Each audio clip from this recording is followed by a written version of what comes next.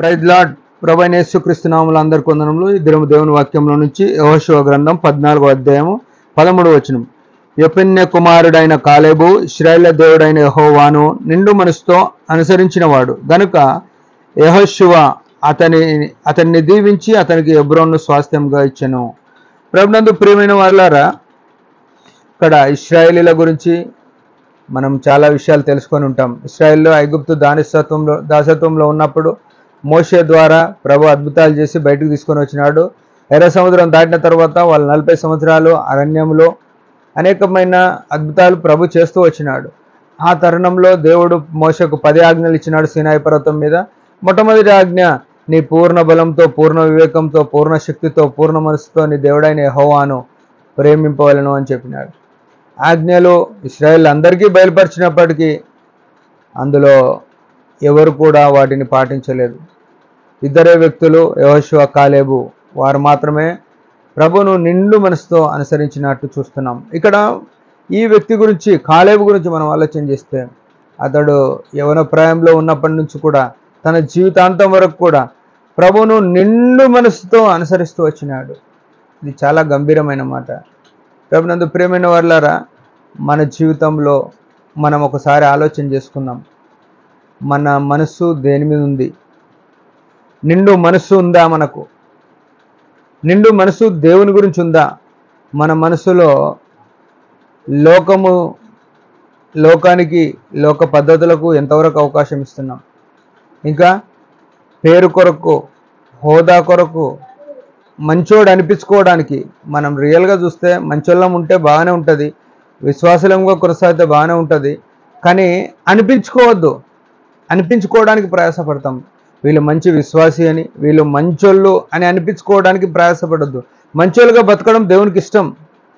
మనం మంచిగా ఉండాలని ప్రభు కోరిక. కానీ చాలాసార్లు ఏం చేస్తామంటే, మనం మంచోళ్ళం అనిపించుకుందాం అనుకుంటాం, మంచి విశ్వాసులం అనిపించుకుందాం అనుకుంటాం. అదే ఏం చేస్తుందంటే, అది మనకు గర్వంను తీసుకొస్తుంది. అందరి ఎదుట మనం మెప్పుగా కనబడడానికి వేషం వేసుకోవాల్సి వస్తుంది. దేవుడు కోరుకునేది ఏంటంటే, వేషం కోరుకోవట్లేదు. మన అంతరంగములో యథార్థత కోరుతున్నాడు, పరిశుద్ధత కోరుతున్నాడు, నిజాయితీ కోరుతున్నాడు, నీతి కోరుతున్నాడు. ఈ యవన ప్రాయంలో ఉన్నప్పటికీ వృద్ధుడయ్యేంత వరకు కూడా ఈ యెహోషువ నిండు మనసుతో ప్రభును అనుసరించినాడు. ఇది మాట ఎంత సమృద్ధిని, సమాధానం ఇచ్చే మాట. మనం నేర్చుకోవాల్సిన విషయం. అంటే నిండు మనసుతో అనుసరించాలంటే లోపల ఉన్నాయి, బయటకు తేవాలి. ఫస్ట్ మన లోపల ఏమేమి ఉన్నాయో, కుళ్ళు, కుతంత్రము, పేరు, ప్రఖ్యాతులు, కులము, మతము, ఇంకా లోక సంబంధమైన ధనాపేక్ష, ఇంకా శరీర సంబంధమైన కోరికలు, అవి బయటికి వెళ్ళినప్పుడు దేవుని సంబంధమైన నిండుతాయి. దేవుని సంబంధమైన నింపుకోవడానికి అవకాశం ఉంటుంది. మనం అవన్నీ అక్కడనే పెట్టి దేవుని నింపుకుందామంటే దేవుడు ఉండలేడు. ఏమనుంది? నేను పరిశుద్ధుడను అని చెప్పినాడు. పాప సంబంధమైన మన హృదయంలో ఉన్నప్పుడు ఆయన మనలో ఉండలేడు. అవన్నీ బయట పారవేస్తే అప్పుడు ఆయన మనలో ఉంటాడు.